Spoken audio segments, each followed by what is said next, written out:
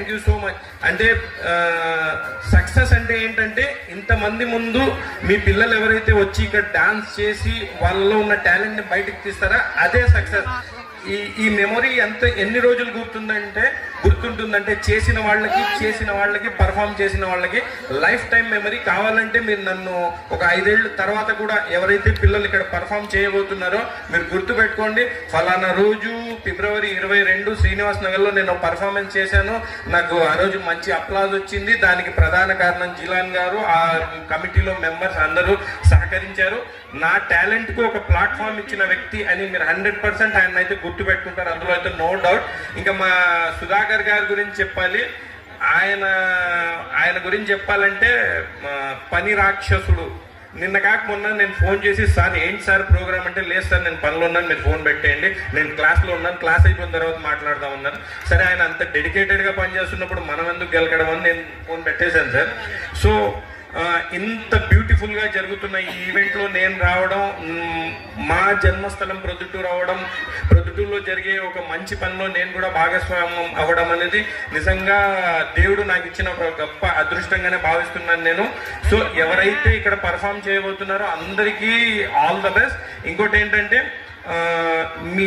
ఎవరైతే గవర్నమెంట్ స్కూల్స్లో చదువుతున్నారో పిల్లలందరూ చాలా అదృష్టవంతుల కిందే చెప్పాలి. ఎందుకు అదృష్టవంతులు చెప్పాలంటే, ఏదైతే బోర్డ్ ఎగ్జామ్స్ కానీ యూనివర్సిటీ ఎగ్జామ్స్ కానీ ఏవైతే ఉంటాయో వాటన్నిటికీ క్వశ్చన్ పేపర్ ఎవరు ప్రిపేర్ చేస్తారంటే మన గవర్నమెంట్ స్కూల్లో పనిచేసే హెడ్ మాస్టర్లు, గవర్నమెంట్లో పనిచేసే టీచర్లే, ఎక్స్పర్ట్స్లే క్వశ్చన్ పేపర్లో ఇస్తారు. వాళ్ళకు బేసిక్ ఐడియా ఉంటుందంటే ఏ సబ్జెక్ట్లో ఏ క్వశ్చన్ వస్తే ఈసారి రావచ్చని. ఫర్ ఎగ్జాంపుల్, నేను ఇంటర్మీడియట్ గవర్నమెంట్ జూనియర్ కాలేజ్లో చదివాను. కెమిస్ట్రీ సబ్జెక్ట్ నాకు కొంచెం హార్డ్ అనిపించినప్పుడు మా కెమిస్ట్రీ సార్ దగ్గరికి వెళ్ళి, సార్ నాకు ఏదో కొంచెం హార్డ్ అనిపిస్తుంది, ఎలా సార్ అంటే, లాస్ట్ పేపర్ ఇది వచ్చింది, లాస్ట్ ఇయర్ ఇది వచ్చింది. సో ఆయన ఒక క్యాల్కులేషన్ వేసేసుకొని ఒక 4-5 క్వశ్చన్లు టిక్ చేసి ఈ 5 చదువుకో, ఈ 5టికి మించి వేరే క్వశ్చన్ రాదు అన్నారు. ఆయన చెప్పినట్టే ఆ 5 మధ్యలోనే ఒకటి ఉంది. సో గవర్నమెంట్ స్కూల్లో చదవడం అంటే ఖచ్చితంగా అదృష్టమే.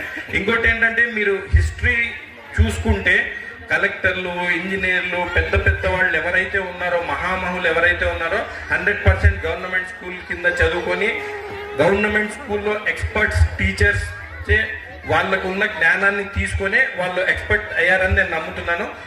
సో నిజంగా మీకు ఒక మంచి ఆపర్చునిటీ. ఫర్ ఎగ్జాంపుల్, ఇంకో మంచి విషయం ఏంటంటే, మీకు ఏదైతే ఈ కల్చరల్ యాక్టివిటీకి ఒక గవర్నమెంట్ స్కూల్ తరపు నుంచి మీకు ప్లాట్ఫామ్ దొరికింది. మీ అంత అదృష్టవంతులు ఎవరు లేరని నేను అనుకుంటున్నాను. పైగా ఇది మన ప్రొద్దుటూరు చరిత్రలో ఫస్ట్ టైం, బహుశా వేరే